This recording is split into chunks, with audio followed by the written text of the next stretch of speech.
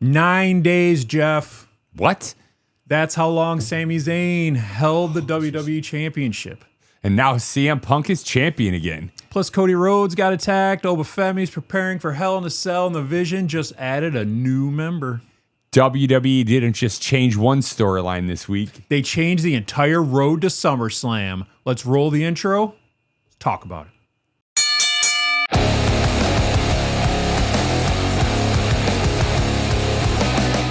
We are back. It's been a long time. My name's still Joe. His name is still Jeff. Yes, sir. Jeff, we're dressed up in our 4th of July attire, even though today is the 7th, I think. Red, white, and blue, but we missed the chance to celebrate it last week, and it's the country's 250th anniversary. So It's true. All right, I can get behind that. Had some stuff going on this past week, so we're a little behind. But without further ado, Jeff, welcome back. Let's get going. topic number 1. Yeah, so last SmackDown, Cody and Jey Uso faced off to see who was going to be the number one contender. Cody beat Jey, was supposed to face Sami Zayn on Monday Night Raw for a rematch for the title. Sami Zayn had just won it the week prior on what the event was, Night of Champions. Night of Champions, yep. Gunther was upset, attacked Cody at the beginning of Raw. Cody was unable to participate. So they spent all night wondering, what are we going to do? Is Cody going to be able to wrestle? Oh, my gosh, we're in Chicago. What are we going to do? And then Nick Aldis showed up and said, there's going to be a match. I found CM Punk. And, so CM Punk defeated Sami Zayn. Now, not a surprise to anybody once they announced it was in Chicago and CM Punk showed up. But, man, is that 9 days? Is that a waste for Sami Zayn? He had just wanted a clash in, we said a Night of Champions in Riyadh. This has been going back and forth with him for a couple months. He finished his story. What's up? I know you're not the biggest Sami Zayn fan, but were you happy to see him lose this quickly? I am not the biggest Sami Zayn fan. However, him winning at Night of Champions actually shocked me. Yes. I think when we did our video of the prediction video, we thought he was just kind of thrown in there to eat the pin. Yes. And for him to win, I was pleasantly surprised, actually. Yes, I don't like Sami Zayn, but I do like shocks. I do like twists. I like the thing where anybody could win. Yeah, we've been calling for more spontaneity in wrestling since the show started, going on a year ago now. Yeah. So we can't complain when somebody like Sami Zayn wins when we want that type of spontaneity. And, we were watching it at a gathering. There were quite a few people over, and we were all surprised. Nobody had predicted. We had our prediction league going. I don't think anybody predicted Sami. There were a lot of predictions for Cody, a lot of predictions for Gunther, but nobody predicted Sami Zayn, so we were all caught off guard. Yeah, and it was a good surprise. But then for him just to turn around and drop it, it was his first defense, and immediately dropped it. What I thought was going to happen, because I know they were setting up CM Punk and Cody Rhodes, right, for SummerSlam. I know that's the direction they want to head in. Why couldn't they have had that match and then Cody Rhodes did his little hobble thing down the aisle like he was going to participate, but instead turn around and attack CM Punk? Yes. Instant setup. Now there's a storyline. Because right now there's not even a storyline for those two, other than the day after WrestleMania, he said, "Anytime, bub." Yeah, they hinted at this for a while, but CM Punk, we haven't seen him since the Monday after Raw. So what's been going on, or the Monday Night Raw after WrestleMania?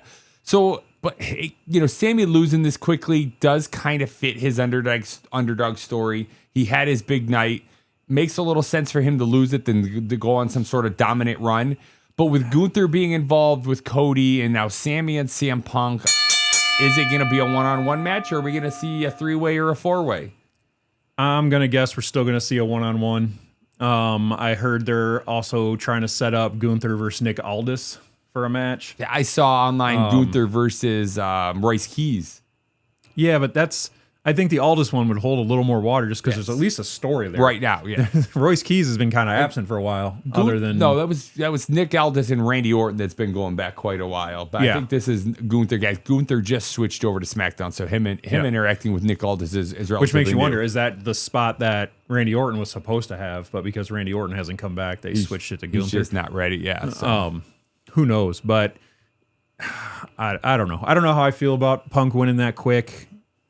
I'm not the biggest CM Punk fan either, so I was a little disappointed to see it just come back out of nowhere. He hasn't been on wrestling. He likes to complain about Roman Reigns not being around and getting championships.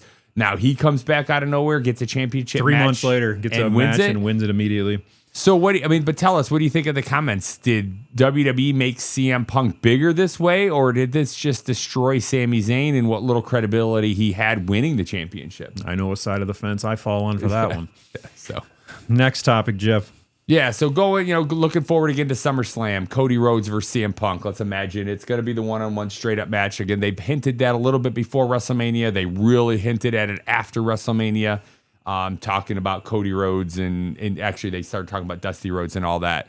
But, we thought Cody Rhodes was going to get the rematch for Sammy. It didn't happen. But is this a dream match or a panic booking? Are you looking forward to a Cody Rhodes versus CM Punk match? I don't know that we've ever seen this. I don't recall seeing it since CM Punk came back. But yeah, I'm not.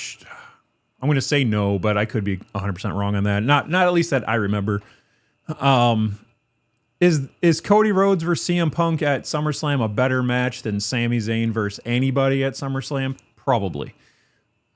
I just think there was a better way to do it. I don't know, but I'm still stuck on topic one, Jeff. I'm trying to get into this topic. Yeah, I get it.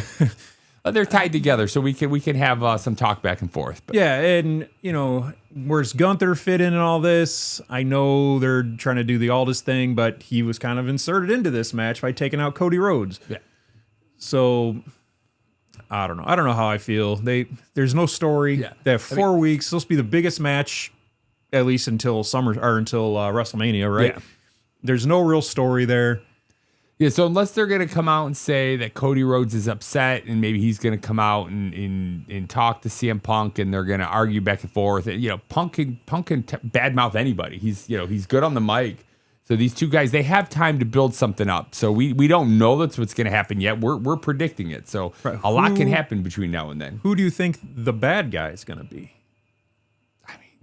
In my mind, they're both technically faces, right? In my mind, them for making this match would be the best. I don't like it. I'm not that fond of face Cody. So maybe this is Cody's heel. Maybe he's gonna just snap after getting attacked and losing his challenge. I don't know. But who's he gonna be mad at? Why is he gonna be mad at CM Punk because Gunther attacked him?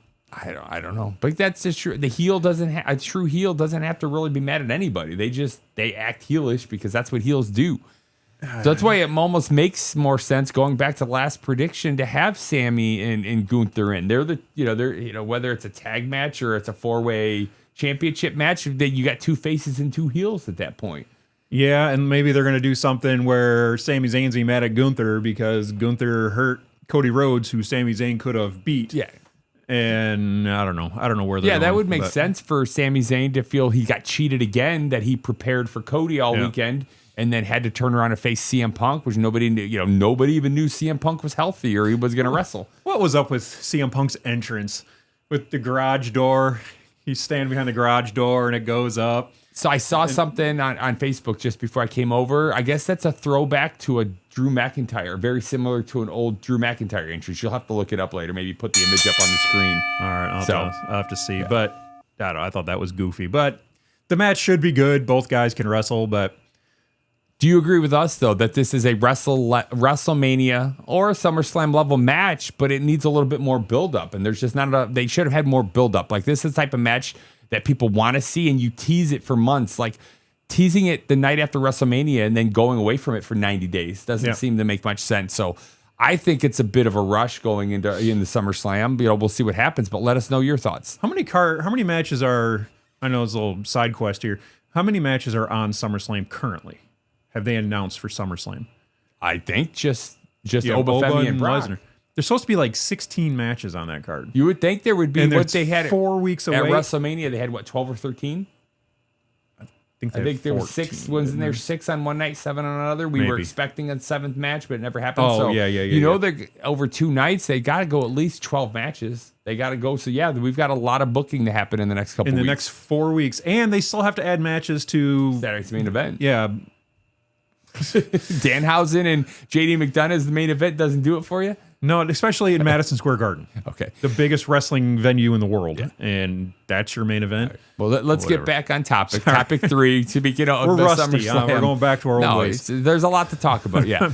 Oba Femi versus Brock Lesnar is the the main match at SummerSlam. I can see that main eventing night 1. I can actually see that main eventing night 2 regardless. Oh, the other one, we're going to go back real quick. Roman Reigns versus Seth Rollins. Oh, yeah. So there's 2. Yeah. Okay. So, but no, we're Obafemi versus Brock Lesnar, Hell in a Cell. That's got to either main event one night or it will open maybe night 2. That's either an opening match or a main event match, and with 2 other championship matches. But you know what I see it as? Wait, go ahead. In the free hour on ESPN match. Oh, yeah. ESPN wants those big matches there in the free hour. So they happen to like Obafemi. And I saw a report there. We're way off topic, but you brought it up. They're the ones who ask for the 6th match at Night of Champions. Like, they're not happy with these 4 or 5 match PLEs. They're paying for it. They want more matches. So hopefully they'll push them to have more matches at SummerSlam. They should just go like way overboard, way the other way. A normal PLE is like 20 matches. It just goes on forever. But yeah, back to topic. Obafemi confronted Paul Heyman this week. Brock Lesnar wasn't there. Heyman is selling Brock Lesnar as the ultimate monster. Obafemi is presenting himself as someone who cannot be intimidated. WWE's got a chance right now. Obafemi, we keep saying it over and over and over. He's got a rocket up his ass. He's going to the moon. They're going to pull this. Oh, they're going to pull the string, right? He's going to beat Brock Lesnar in the cage. I would hope so, but I hoped that Obafemi won the last time they fought. So who knows? And it did, I guess, work out in WWE's favor when he lost the last time. He feels like he's at least the same as he was as far as popular with he didn't lose any momentum or anything. Yeah. But I think if he loses again, there could be some problems. Yeah, I think. Yeah, that would be scary and scary in a bad way. Not Brock Lesnar scary, not Obafemi scary, but if they let Brock Lesnar win this match and win over the cost to him to win his retirement match at Obafemi's cost would be bad. Yeah. But you know what though, Obafemi, we've talked in the past weeks how he's great on the mic, or he's really showing it in these feuds when he's face to face with Paul Heyman. Yeah, because you have a match between Obafemi versus Brock Lesnar being carried by Obafemi and Paul Heyman. But yeah, last week when it was Obafemi and Brock in the ring, he kicked him in the junk, and that was just dumb. Say stupid shit, get hit, whatever. That was just terrible. But this week, Obafemi, he's really showing when he's going against somebody who's a master on the mic like Paul Heyman, he can really hold his own. Mm-hmm. It really shows that he's more than just a beast. He's more than just somebody who's going to get in the ring and throw you around. Yeah, and it was a nice callback too, where Lesnar said he used to. That's why he had Paul Heyman around, because he couldn't cut promos. Yeah. But it really shows though that Obafemi needs to beat Brock Lesnar at SummerSlam. That not only is he the next unstoppable force in the ring, he's got it all at this young age. He's great on the mic. He's got the look. He's got the skills. So and the crowd loves him. He's got his little strut. Yeah, you let us know what's going on. Are you predicting Brock Lesnar or Obafemi? Is he ready to be the next unstoppable force in WWE right now? All right, Jeff. Next topic. We talk about these guys every week. Yeah, speaking of an unstoppable force, maybe this is a force they should stop. But the Vision keeps getting stranger. We thought they were going to go away a couple weeks ago. Brock Lesnar kind of abandoned Austin Theory when he asked for help. Not Brock Lesnar, but Paul Heyman. Yeah. Paul Heyman. But then this week they regrouped. They lost the championship 2 weeks ago. They regrouped this week.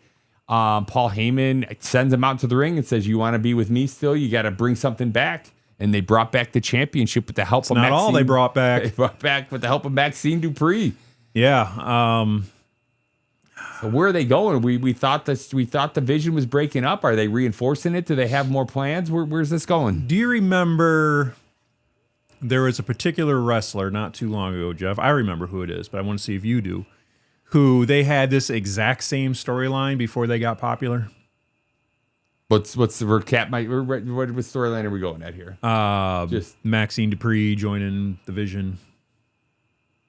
Joining the Vision, and that the person got. Are you talking about BFAB and Michin? No, God, no. I'm talking about Dirty Dom Mysterio having these relationship type things. Remember, it was with Rhea Ripley. That's what got him popular. Yes. And now he's with Liv Morgan. Yes. Okay. Same exact storyline. Are they doing this with Maxine Dupree, with Austin Theory, to hopefully get, fire in a bottle or lightning in a bottle or whatever they say? Bottle again, yeah. With the same situation?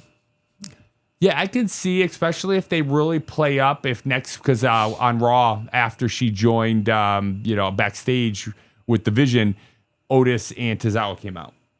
So no, I know you don't like them, but the crowd loves them. And so if they use this to really push Austin Theory and Maxine Dupree to those Dom level hate where the crowd, so if they come out and they, next week they badmouth Otis and Tozawa, and it really pushes the crowd to hate, because right now the crowd kind of cheers for the Vision in a way at times. Because the crowd is mixed on Braun Breaker. Yes. And the crowd, even though they won't admit it, like Logan Paul. Yes. But this could be a way then to turn that Pete up by having Max Dupree join them and turn against the crowd favorites. They like to cheer for Otis. They like to cheer for Tozawa because they're goofballs. But you let them play the clown. You let Maxine Dupree slap him around or kick him in the junk, and Austin Theory, running his mouth, and it can build some heel heat. Go ahead. I have a question. Yeah. What this also does, I just thought of it, just popped. I just had a Jimmy Neutron moment. Remember, was it 2 weeks ago? Maxine Dupree was shitting all over Chad Gable for smacking around the Alpha Academy guys and all this stuff, and now she's just gonna do it. Yeah, she's a heel. She's a two-faced heel who's hypocritical. But in the long run, I think it's actually good for her and good for her career, because the WWE clearly believes in her. They keep pushing her. They gave her a title. And while she's not the greatest in the ring yet, she can go out there and act like a heel and not have to really wrestle the greatest. She can win by cheating, or she can serve as Is she going to be an actual heel wrestler, or is she going to be Austin Theory's? You think she's just going to go back to being a valet? I bet she's a wrestler. How Rhea Ripley, when she's at Judgment Day, she wrestled. Rhea Ripley's a different beast, though, than Maxine Dupree. But when Rhea Ripley was younger, she was, she's been around a few years. So I think they use this a way to her practice her in-ring skills while not having to be the greatest wrestler, because she can win matches by cheating. But she can also get the practice and the in-ring talent. So we'll say we're mixed on this one, Jeff. So you let us know. Is Maxine Dupree joining the Vision the best thing that could happen to her right now? Yes. So. The answer is yes. Yeah. One more, Jeff. Let it rip. So, we've had 4 topics so far, and we barely touched on names like Rhea Ripley. Roman Reigns and Seth Rollins came up as an afterthought.